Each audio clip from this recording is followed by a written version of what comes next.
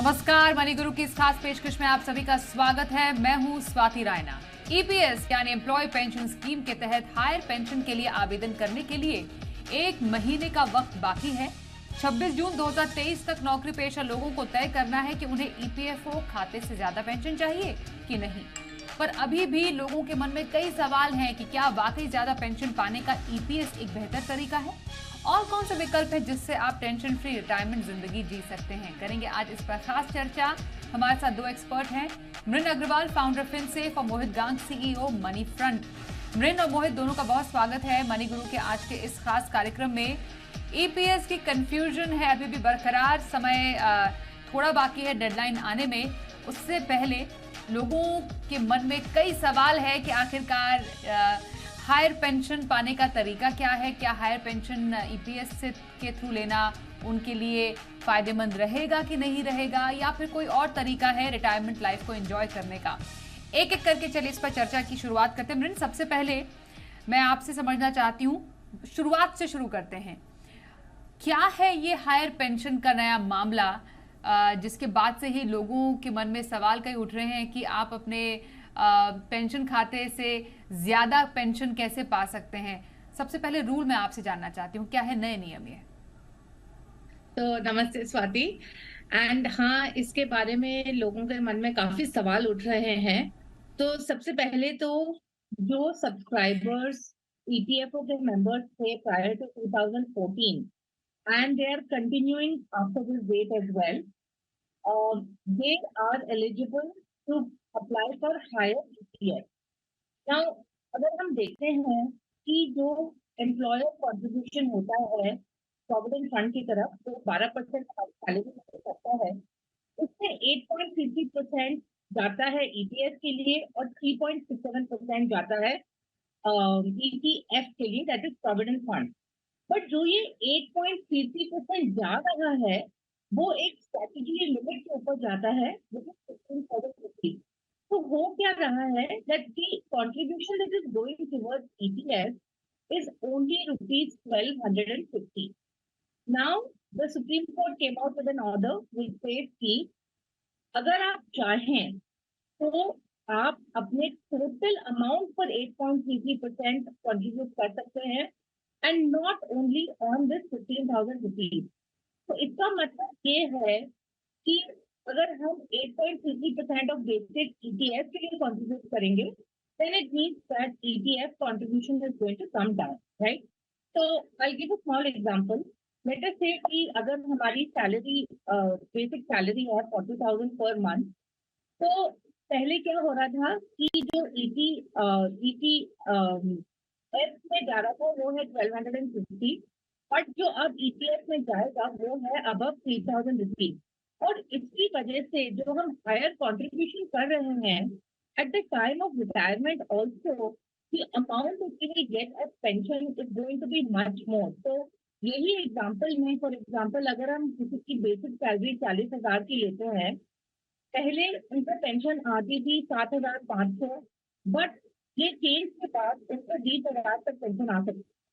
तो इसका ये मतलब हुआ कि जो पेंशन है वो डबल या ट्रिपल जो अभी आ गई है उससे डबल या ट्रिपल आएगी। बट इसका ये भी मतलब है कि जो आपका ईपीएफ में अमाउंट है वो घटेगा। ओके, तो हमने एक बेसिक रूल समझ लिया कि जो नियम ये हुआ करता था, अभी भी जो नियम है हुआ करता था नहीं, इसको कंफ्यूज नहीं करते हैं। अभी जो मौजूदा नियम है वो आपकी जो बेसिक सैलरी चाहे कितनी भी हो उसमें एक कैपिंग लगी हुई है 15,000 रुपए की। तो आपकी सैलरी मानिए 20,000 ही क्यों ना हो, 40,000 की ही क्यों ना हो, 15,000 तक की ही आपकी बेसिक सैलरी पर आपका जो पेंशन है वो कैलकुलेट होता है। जो आपका जो एम्प्लॉयर का जो परसेंटेज है आउट ऑफ 12%, उसका 8.33% जो है वो आपके 15,000 में के हिस्से का जो हिस्सा है वो आपके पेंशन फंड में चला जाता है। अब हायर पेंशन का मामला जैसे मृण ने बताया वो ये है कि आपकी चाहे बेसिक आय 20,000 हो या फिर 40,000 हो, आप इस पूरी बेसिक आय पर अपना पेंशन कैलकुलेट कर सकते हैं। और इसके लिए एक 26 जून 2023 तक की डेडलाइन दी गई है। अगर आप चाहें तो ज्यादा पेंशन आप पा सकते हैं। लेकिन ये इतना आसान नहीं है जितना सुनने में लग रहा है। वो इसलिए क्योंकि 2014 सितंबर 2014 के बाद, जैसा मृण भी बता रही थी कि कौन कौन इसके लिए योग्य है, जो सितंबर 2014 के बाद रिटायर होने वाले कर्मचारी जो सितंबर 2014 से लगातार नौकरी में हो, वो कर्मचारी इसके लिए एलिजिबल हैं। जिनकी 15,000 की पेंशनेबल आय से ज्यादा प्रोविडेंट फंड का योगदान है, वो सब एलिजिबल हैं। मतलब ऑलमोस्ट लगभग पिछले 9-10 साल का जो कंट्रीब्यूशन है, वो बैक डेटेड कैलकुलेशन भी आपके पेंशन फंड में इसका जाना पड़ेगा, जिसकी कैलकुलेशन बहुत ही ज्यादा डिटेल्ड में हो सकती है। तो इसके बहुत ज्यादा डिटेल कैलकुलेशन में हम नहीं जाएंगे, क्योंकि इस पे खुद भी अभी ईपीएफओ की तरफ से पूरा एक डिटेल कैलकुलेटर हमारे सामने मौजूद नहीं है। इसलिए हमने बेसिक एक कैलकुलेशन जैसा मृण ने बताई वो करके आपको बताया है कि अगर डेफिनेटली आपका जो योगदान बढ़ता है आपके एम्प्लॉयर का, तो नेचुरल सी बात है आपका पेंशन फंड में ज्यादा पैसा जाएगा। अब यहां पर एक कंफ्यूजन मोहित क्रिएट हुआ था एक 1.16% के कंट्रीब्यूशन को लेकर। अब था ये कि जो मौजूदा नियम ये कहता है कि जो कंट्रीब्यूशन जाता है एक पेंशन फंड में, उसका 1.16% की सब्सिडी सरकार देती है। लेकिन अगर आप हायर पेंशन के लिए अप्लाई करते हैं, 15,000 से ऊपर आपकी बेसिक आय है, तो ये 1.16% जो है वो आपका एम्प्लॉयर ही देगा, आपका ऑफिस ही देगा, आपका नियोक्ता ही देगा। तो क्या इसका मतलब हम ये माने कि ये जो 8.33% का जो कंट्रीब्यूशन है उसमें भी 1.16% जुड़ जाएगा, और ये जो टोटल कंट्रीब्यूशन है जिस पर अब पेंशन जो कंट्रीब्यूट होगा कैलकुलेट होगा वो 9.49% होगा?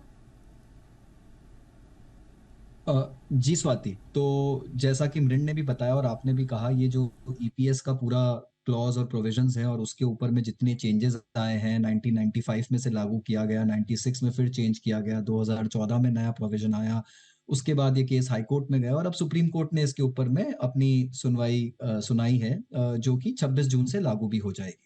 तो इसमें बहुत सारे बदलाव आए हैं समय समय के साथ में और इसका कंप्यूटेशन बहुत ही कॉम्प्लेक्स होता गया है। पर जो आपने बोला कि जो 8.33% का एम्प्लॉयर कंट्रीब्यूशन का हिस्सा होता था, तो एम्प्लॉयर का कंट्रीब्यूशन 12% का होता था। उस 12% में से 8.33% एम्प्लॉयर देता था और वहां पर 1.16% की एक तरह से आप सब्सिडी कह लीजिए या सरकार की तरफ से एक कंट्रीब्यूशन किया जाता था अमाउंट का। तो वो अमाउंट अभी एम्प्लॉयर को देना होगा, यानी एम्प्लॉयर का जो कंट्रीब्यूशन है 12% के तहत बढ़कर 8.33 से 9.49 हो गया है।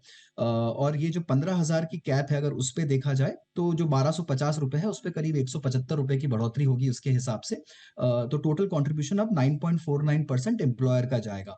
पर जैसा आपने पहले भी बताया कि अब जो रूल लागू होता है वो पूरी पेंशनेबल सैलरी पर होता है, यानी आपकी बेसिक प्लस जो आपका महंगाई भत्ता है उसको मिलाकर जो आपकी सैलरी बनती है उसके ऊपर में यू कैन कंप्यूट ये ईपीएस वाला पोर्शन, और उसको आप 12% की ओवरऑल लिमिट में से लेस कर एम्प्लॉयर आपका पीएफ कंट्रीब्यूशन जमा करता है। ओके, हाँ बिल्कुल। तो ये समझना यहाँ पर जरूरी है कि जो 12% का योगदान होता है, और हमने शो की शुरुआत में मृण ने बताया भी कि ये जो ईपीएफओ का जो गणित है, जो उसका योगदान का गणित है, वो यही कहता है कि आपका जो ईपीएफओ अकाउंट होता है उसमें टोटल 24% आपकी सैलरी का जाता है। 12% आप खुद डालते हैं, आपके बेसिक प्लस डीए का, और जो बाकी का 12% है वो आपका ऑफिस या आपका एम्प्लॉयर डालता है, जिसमें से सिर्फ और सिर्फ 3.67% जो है वो आपके प्रोविडेंट फंड में जाता है, और इसके ब्रेकअप में जो बाकी बचा हुआ है वो 8.33% आपके पेंशन फंड में जाता है। तो जैसा मोहित ने भी बताया, 1.16% जैसा अब तक जो सर्कुलर्स में सामने को सुनने को मिल रहा है वो ये है कि हायर पेंशन में 1.16% का जो ये योगदान है वो आपका एम्प्लॉयर ही देगा। ठीक है, ये समझना जरूरी है। तो 9.49% बढ़कर आपके जो एम्प्लॉयर का जो कंट्रीब्यूशन है टुवर्ड्स योर पीएफ फंड जाएगा, माफ कीजिए पेंशन फंड जाएगा। मृण, यहाँ पर मुझे एक बात समझनी जरूरी है, क्योंकि लोग यही कह रहे हैं हायर पेंशन फंड मींस आपको ज्यादा पेंशन हाथ में लगेगी, लेकिन ये पैसा आ कहां से रहा है, ये सबसे इंपॉर्टेंट बात है। मेरा एक ईपीएफओ अकाउंट है, उसमें कोई बाहर से तो पैसा नहीं डाल रहा है। मतलब ये हुआ कि अगर मैं पेंशन में ज्यादा पैसे लेना चाह रही हूं, मेरे पेंशन फंड में ज्यादा पैसे जा रहे हैं, तो मेरे प्रोविडेंट फंड से निकल रहे हैं। मतलब एक अकाउंट से निकलकर दूसरे अकाउंट पे पैसे जा रहे हैं। अगर मैं चाहती हूं कि मुझे ज्यादा पेंशन मिले तो मैं हायर पेंशन के लिए ऑप्ट करूं, अगर मैं चाहती हूं कि नहीं मुझे रिटायरमेंट में प्रोविडेंट फंड में एक मुश्त पैसे ज्यादा हाथ में चाहिए, तो शायद मैं हायर पेंशन के लिए ऑप्ट ना करूं। तो क्या हम इसको इसी हिसाब से समझें? बिल्कुल। तो जो अमाउंट अभी आपको रेट्रोस्पेक्टिवली जब से आपने काम करना शुरू किया था और जब से आपका कंट्रीब्यूशन जा रहा था ईपीएफओ में, तो एक ऑनवर्ड से रेट्रोस्पेक्टिवली क्या होगा कि कैलकुलेशन होगा कि कितना अमाउंट ईपीएफ में जाना है, एंड ये जो अमाउंट होगा ये निकलेगा आपके ईपीएफ से। अच्छा, अगर इसमें कोई कमी रह गई, जैसे अगर आपके ईपीएफ में इनफ अमाउंट नहीं है और कुछ कमी रह गई, तो फिर बाकी का जो अमाउंट है आपके पास 3 महीने हैं, वो आपको खुद से भरने पड़ेंगे, आपके सेविंग से भरने पड़ेंगे। बट सबसे पहले जो होगा ये अमाउंट आपका ईपीएफ से ही जाएगा। तो आपको बहुत जरूरी है ध्यान रखना कि ईपीएफ अमाउंट है वो भी घटने वाला है, एंड इन अ वे मतलब that is what is going to pay for the higher pension. बिल्कुल, एब्सोल्युटली। कुछ सवाल हैं जो अभी भी इस पूरे मामले को लेकर बने हुए हैं, जो हाई पेंशन का कंफ्यूजन है। इनफैक्ट जब मैं चाहूंगी कि वो सवाल आपके सामने आए, वो ये है कि अभी भी पिछले फंड, जो पिछले सालों के पेंशन फंड है, उस सालों का योगदान कैसे होगा। मतलब जो इसका कंप्यूटेशन है उसका एक कैलकुलेटर कोई ईपीएफओ साइट पर अभी नहीं दिया हुआ है, तो कैसे इसको कंप्यूट किया जाएगा कि पिछले कई सालों का जो योगदान है, माने अगर आप 2014 से आप कैलकुलेट करना चाहेंगे तो पिछले 9 सालों का कैलकुलेशन कैसा होगा। कंफ्यूजन नंबर 2 या लोगों में जो क्लैरिटी नहीं है वो ये है कि अगर आपके प्रोविडेंट फंड खाते में कटौती होगी, अगर वहां से पैसे निकाल के आपके पेंशन फंड में डाले जा रहे हैं, तो मतलब आपका रिटायरमेंट जो कॉर्पस है, जो आपको एक मुश्त पैसा 60 साल में मिलेगा, तो क्या उसमें कमी आएगी। और पेंशन फंड में जो पीएफ रकम से भरपाई होगी वो कितने परसेंटेज पर होगी, उसका परसेंटेज क्या होगा रिट्रोस्पेक्टिवली, 8% पे होगी, 7.5% पे होगी, कैसे की जाएगी। तो ये थोड़ा बहुत क्लैरिटी लोगों के मन में अभी आने बाकी है, जिसके लिए लोग जानना और समझना चाहते हैं। पर फिर भी मोहित, अब तक जो हमने पढ़ा है अलग अलग सोर्सेज से, लगभग कुछ 12 लाख आवेदन आ चुके हैं इसके लिए, हायर पेंशन के लिए। तो क्या फायदे हो सकते हैं हायर पेंशन के लिए किसी एक नौकरी पेशा के लिए, अगर वो हायर पेंशन को चूज करते हैं इस नई स्कीम के तहत?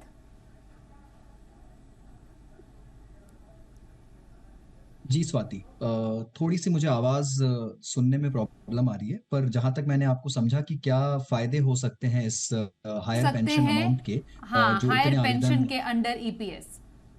हाँ जी, जो क्या फायदे हो सकते हैं। देखिए, सबसे बड़ी बात तो ये कि इसमें हर किसी को एक निर्णय करना होगा कि उन्हें एकमुश्त राशि चाहिए जो कि पीएफ विड्रॉल पे मिलती है या पीएफ के पूरा होने पर मिलती है, या फिर उन्हें मंथली आय चाहिए जो कि ईपीएस के थ्रू मिलेगी, राइट। तो जहां पर आपको हाँ, मंथली आय की दरकार है और आपको एकमुश्त आय की जरूरत नहीं है, बट आपको हर खर्चे निकालने के लिए आपको मंथली आय चाहिए, तो वहां पर आप ईपीएस के लिए आवेदन करेंगे। दूसरी बड़ी बात ये कि आजकल जो लाइफ एक्सपेक्टेंसी है वो बढ़ती जा रही है। तो अभी जो एवरेज लाइफ एक्सपेक्टेंसी है भारत की वो कुछ 73 साल की है, और 58 साल के बाद आपको ये पेंशन आना शुरू होती है। तो अगर आपको लगता है और आपको लगता है कि आप बहुत साल जिएंगे और आपको हर साल के खर्चे निकालने हैं, तो एक तरह से अगर जितना ज्यादा आपकी लाइफ एक्सपेक्टेंसी होगी, उतना ही ज्यादा बेनिफिट आपको मिलेगा, बिकॉज ये पेंशन उतने ही लंबे समय तक चलती रहेगी। तीसरा मुझे कहीं कहीं लगता है कि पेंशन के जो दूसरे बेनिफिट्स हैं कि आपकी डेथ के बाद आपके स्पाउस को भी मिलेंगे, 25 साल तक की उम्र के आपके बच्चों को भी 25% पेंशन मिलती है, आपके नॉमिनी को भी मिल सकती है अगर ये दोनों नहीं है तो वो सारी चीजें भी है कि आप की एक प्लानिंग के हिसाब से कि आपके बाद आपकी फैमिली को भी एक सुरक्षित आय मिलती रहे, उसको देखकर भी काफी लोग ईपीएस का निर्णय कर रहे हैं। और सबसे बड़ी बात ये कि आप जब रेट्रोस्पेक्ट एक्टिवली कंप्यूट करते हैं, तो जिन-जिन लोगों का रिटायरमेंट 2014 के आसपास कहीं हुआ है, जितना मैंने समझा और पढ़ा है उन लोगों को इसमें काफ़ी फ़ायदा होगा अगर पुराने सारे कंप्यूटेशंस को मिलाया जाए और अगर किया जाए, तो उन्हें काफ़ी फ़ायदा होगा और उनका जो रिटर्न है वो काफ़ी बढ़ जाएगा। हालाँकि जैसे आपने पहले बताया लेफ्ट पॉकेट, राइट पॉकेट है, पैसा तो निकल कर पीएफ के बैलेंस से ही जाएगा, पर जो कंपाउंडिंग का इफ़ेक्ट आएगा और जो पेंशन की रकम उन्हें मिलेगी, वो काफ़ी अच्छी हो जाएगी। तो मुझे लगता है इन सब के तहत काफ़ी सारे आवेदन आ रहे हैं ईपीएस को पुराने प्रक्रिया से लागू इस करने बात के पर लिए। डिसाइड करेंगे कि आपको हायर पेंशन ईपीएस के तहत लेनी है कि नहीं लेनी है। कैसे अप्लाई आप कर सकते हैं? बहुत सिंपल तरीका है। जो भी एलिजिबल ईपीएफ मेंबर हैं वो आप ईपीएफओ की वेबसाइट पर जाइए और यूनिफाइड पोर्टल -mem.epfindia.gov.in ये उनके अपनी वेबसाइट है। या ईपीएफओ आप टाइप करेंगे तो उनकी अपनी साइट खुल जाएगी, उसके अंडर ऑप्शन में आप जा सकते हैं। पेंशन और हायर सैलरी यहाँ पर एक विकल्प दिया हुआ है, उसको आप चूज करेंगे। आपका आधार और ईपीएफओ लिंक होना चाहिए, इसका ध्यान जरूर रखिएगा। और जो आपका आधार लिंक मोबाइल फोन है उस पर एक ओटीपी आएगी और उसके बाद आप इस प्रक्रिया को पूरी कर सकते हैं। कोई भी कंफ्यूजन है, कोई भी असमंजस की स्थिति है तो आप थोड़ा रुक भी सकते हैं, क्योंकि टाइम टू टाइम इसको लेकर बहुत सारी क्लैरिफिकेशन सामने आ रही हैं। पेंशन बढ़ेगी और टेंशन घटेगी, क्या है पेंशन बढ़ाने के तरीके कर रहे हैं खास चर्चा। मृण अग्रवाल हमारे साथ और मोहित गांध से हम बातचीत कर रहे हैं। पेंशन प्लानिंग की जब बात होती है, रिटायरमेंट प्लानिंग की जब बात हो रही है मृण, तो एक ऐसी स्कीम है जिसको सरकार ने भी बहुत बढ़ चढ़ के जिसको काफी आकर्षक बनाने की कोशिश की है, वो है new pension scheme NPS. In fact अगर हम इन्फ्लेशन बीटिंग के हिसाब से भी समझें तो उसके हिसाब से तो बाकी और भी स्कीम्स हैं, पर एनपीएस से क्योंकि शुरुआत कर रहे हैं, इसमें इक्विटी का पोर्शन भी है, इसलिए ये एक अच्छा तरीका हो सकता है अपने लिए एक अच्छा रिटायरमेंट कॉर्पस इकट्ठा करने का और फिर एक पेंशन पाने का। तो जो फर्क आपको दिखेगा वो ये है कि अगर आप बस ईपीएफ में इन्वेस्ट कर रहे हैं, एंड ऑफ कोर्स अभी तक EPF is a great scheme, उसमें आप 8.15% टैक्स फ्री, रिस्क फ्री कहीं पाना बहुत मुश्किल है, तो उस हिसाब से बहुत अच्छी स्कीम है ईपीएफ। बट अगर आपको बड़ा रिटायरमेंट कॉर्पस चाहिए और अगर आपको इन्फ्लेशन बीटिंग रिटायरमेंट कॉर्पस चाहिए, तो उसमें आपको थोड़ा इक्विटी एलोकेशन करना पड़ेगा। और एक अच्छी स्कीम जो अवेलेबल है इक्विटी एलोकेशन करने के लिए वो है एनपीएस।